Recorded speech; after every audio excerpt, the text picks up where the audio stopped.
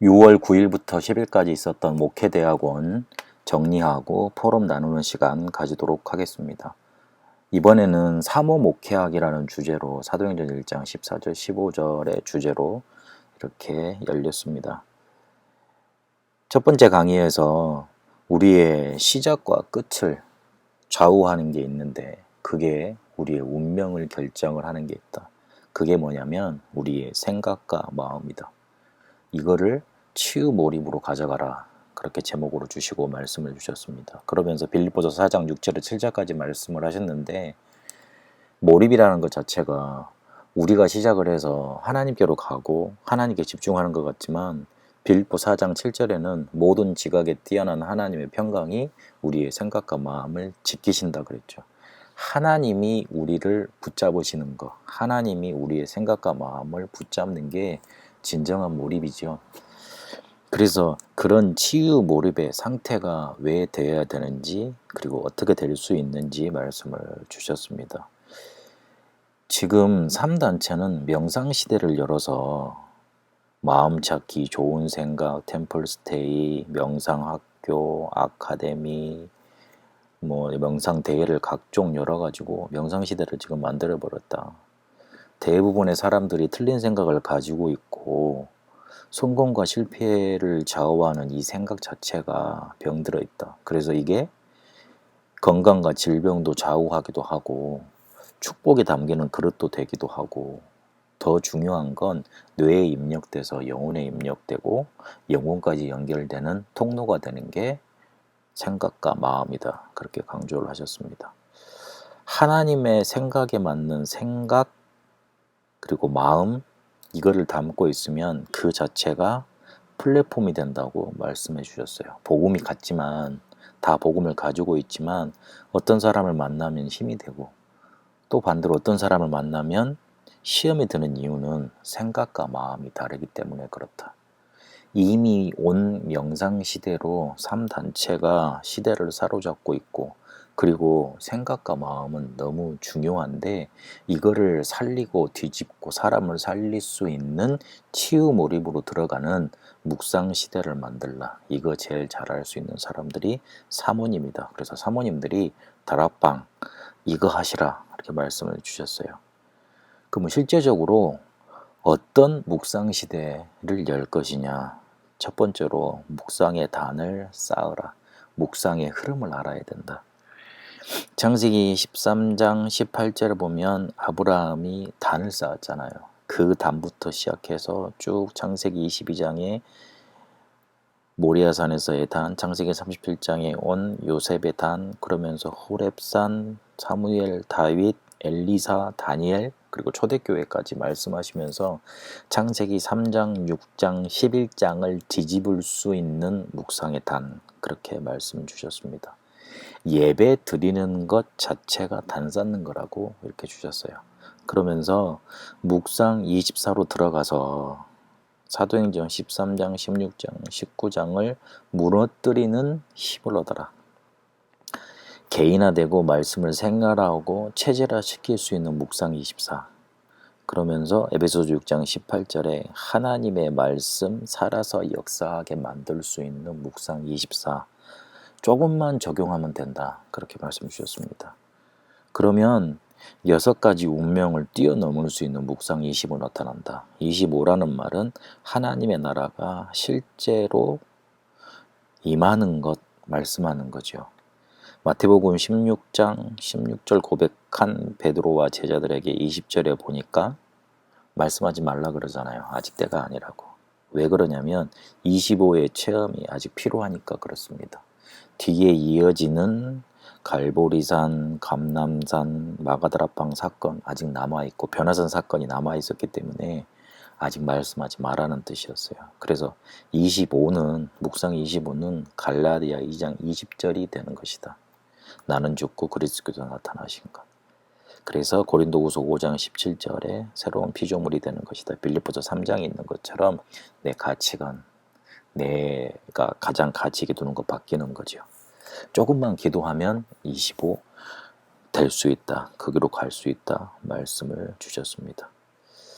사람 조금만 이것으로 살릴 수 있으면 만나서 묵상에 단을 쌓게 하고 조금만 적용하게 만들고, 그래서 그거 가지고 조금만 기도하게 만든다면 창세기 3장, 6장, 11장, 사도행전 13장, 16장, 19장 6가지 운명 사단의 12전략을 이길 수 있는, 다른 말로 해서 명상시대를 살릴 수 있는 안테나와 플랫폼이 우리에게 생기게 된다. 그렇게 말씀을 주셨습니다.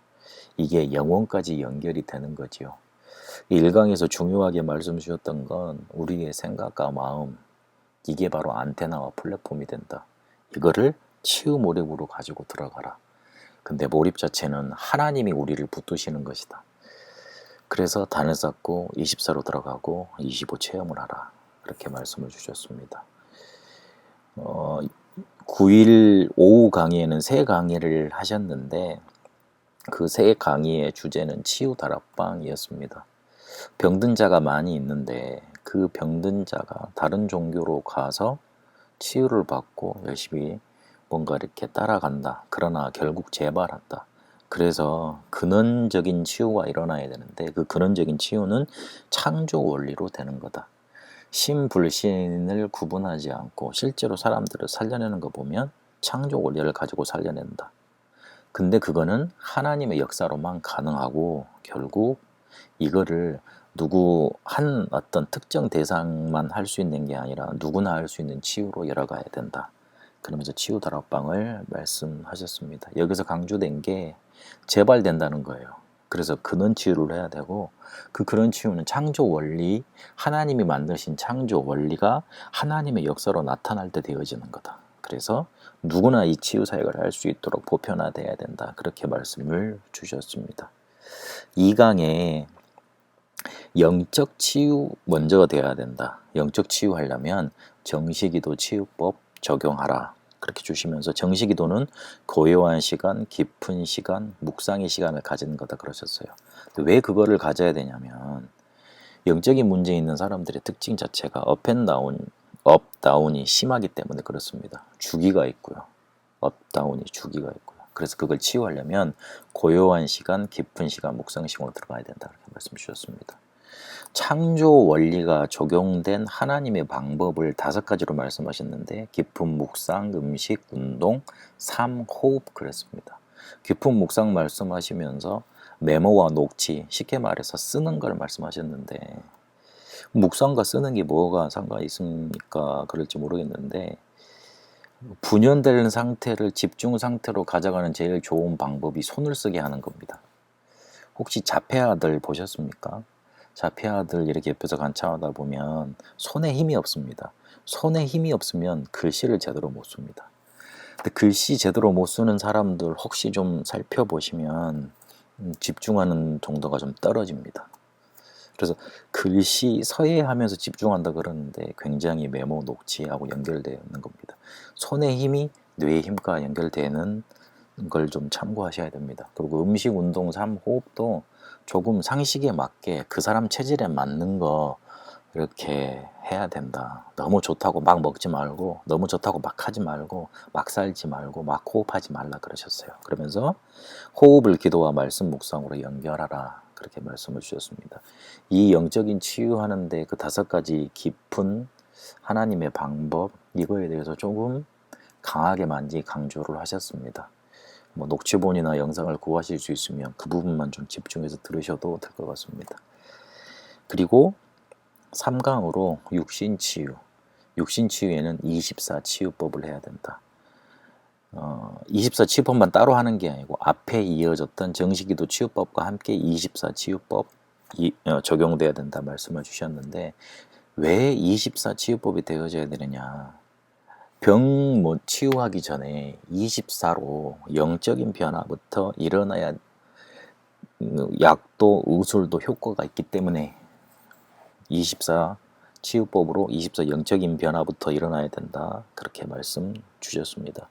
정시기도 치유법 가지고 혼자 할 수 있는 혼자 적용하고 혼자 기도하고 올 수 있는 건 알려야 되고 그리고 환경치유 몸을 상하게 하고 질병을 가져다 줄 수밖에 없는 것에 대해서 많이 말씀하셨어요. 제가 좀 이렇게 이번에 그렇다고 느꼈던 게 시동 걸면서 차문 닫지 말고 차문 열어놓고 환기시키면서 시동 걸고 출발해야 된다. 그게 굉장히 건강에 타격을 준다. 그런 말씀도 하셨습니다. 그리고 5강 정신치유를 말씀하시면서 뇌치유법 말씀하셨습니다. 뇌치유법에서 조금 제게 부딪혔던 부분이 입 막는 테이프, 그래야지만 잠잘 때도 입 벌리지 않고 코로 호흡이 되면서 이게 실제로 뇌를 살릴 수 있는 일이 일어난다. 그렇게 말씀해 주셨습니다. 뇌 살리려면 호흡 제대로 돼야 되는데 입으로 호흡하면 안 되잖아요. 그래서 입을 붙이라는 거죠. 그러면서 하나님의 능력으로만 되어지는 정신치유, 그렇게 말씀해 주셨습니다. 그리고 6월 10일 오전 강의에서는 서밋 다락방이란 주제로 또 3강을 주셨습니다. 서밋 다락방에서 키는 하게 만드는 것이라고 했어요. 그럴 때 더 큰 효과가 나타난다. 있는 거 조금만 활용하고 한 명의 티시계를 살리고 그리고 엘리트들과 조금만 소통해도 살릴 수 있다. 그렇게 말씀을 주셨습니다. 5강에서는 학년 다락방을 만들고 하게 해라. 근데 학년 다락방은 어떻게 하느냐? 자료를 주면 된다. 자녀 다락방, 가족 다락방, 그리고 다른 사람 초청하는 다락방을 하게 하는데 우리 본부에서 나온 거 그리고 교회에서 나온 거 있는 것만 조금 활용해줘도 할 수 있다. 그러면서 버려진 아빠들, 영적으로 버려진 아빠들을 살리고 힘주라. 그렇게 말씀 주셨어요. 그리고 6강에 TCK의 다락방을 말씀하시면서 식사 타임 이렇게 말씀하셨습니다. 그들의 명절을 좀 챙겨주고 우리 명절 때 그들은 또 소외되잖아요. 그들을 챙겨주라. 이들이 별것 아닌 것 같아도 5천 종족으로 가는 길이 되고 플랫폼이 되고 안테나가 된다. 그렇게 말씀을 주셨습니다. 저도 TCK들 만나면 뭐 먹이고 그 다음에 식사하고 그 다음에 뭐 상품권 주고 그렇게 해서 식사 타임을 가집니다. 사람이 밥을 먹는다는 건 단순히 배를 채운다는 의미가 아닙니다. 소통의 의미가 있고 내가 너를 내 식구로 내 가장 중요한 사람으로 여긴다는 의미가 있습니다. 내 마음을 너에게 전달한다는 그런 의미가 있습니다. 그래서 TCK들이 별거 아닌 것 같지만 솔직히 만나보면 제 믿음이 들어가겠냐 그런 사람도 있지만 그런 애들도 있지만 그들이 바로 5천 종족으로 갈 수 있는 고속도로가 됩니다. 그걸 마음에 담고 식사 타임 가지라 이렇게 말씀 주셨습니다. 그리고 엘리트 다락방을 말씀하시면서 눈물이 소통되고 삶이 소통되고 그리고 그들이 뭔가 이렇게 이루기 전에 자격증 따기 전에 먼저 소통돼야 된다. 그러면서 마음 소통 이렇게 강조해 주셨습니다. 우리의 생각과 마음 자체가 안테나와 플랫폼이 됩니다. 생각과 마음 속에 하나님이 붙잡으시는 것, 하나님의 것으로 충만해 있으면 사람을 살리는 힘이 되고 나를 맞는 사람이 살아나게 되어 있습니다. 우리가 치유하는 것은 하나님이 주시는 근원적인 방법 그리고 창조 원리로 할 수 있는 겁니다. 요게 적용되는 방법들을 쭉 말씀해 주셨습니다. 그리고 서밋 다락방을 통해서 안 해도 괜찮지만 우리가 그 사람을 하게 만들면 그 사람을 세우면 더 큰 효과를 가져올 수 있다. 이렇게 더 말씀을 주셨습니다. 너무 많은 내용이고 특히 치유 다락방의 내용은 유 목사님이 30년 이렇게 치유 사역 하셨던 걸 여러분이 이해하지 못할 걸 알고 내가 그냥 말을 해놓는다. 그래서 여러분이 굉장히 연구하고 기도하고 더 살펴보셔야 된다. 그 말씀을 하셨습니다. 그래서 조금 치유 다락방 같은 경우에는 제가 지금까지 치유 들었던 말씀 중에 굉장히 골자들, 굉장히 중요한 부분들이 많이 나왔습니다. 실제적인 것들이 많이 나왔으니까 어떻게든 말씀을 들어보시는 게 좋다고 강조를 드리고 싶습니다. 여러분의 생각과 마음이 하나님께 붙잡히시고 근원적인 치유의 방법을 여러분도 경험하시고 그리고 썸이 살리는 응답 속에 있게 되시길 바랍니다.